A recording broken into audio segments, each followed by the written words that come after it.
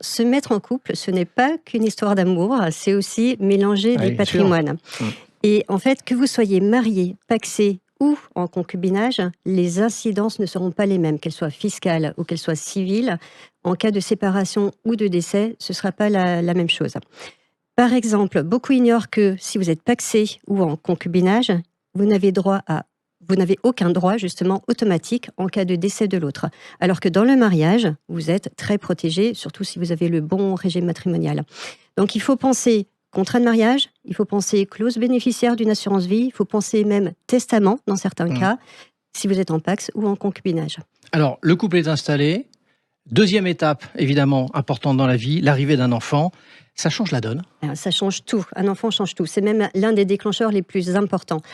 Là, on va penser avenir, on va penser sécurité financière. Alors, sur le plan financier, on peut commencer très tôt par ouvrir déjà un compte épargne pour son enfant.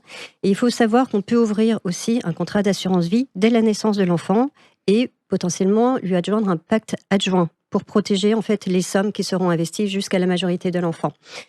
Ensuite, on peut investir dans la pierre avec l'idée de lui transmettre bien plus tard. Et en fait, dès le début, on peut commencer très très vite à construire une stratégie de transmission sur le long terme.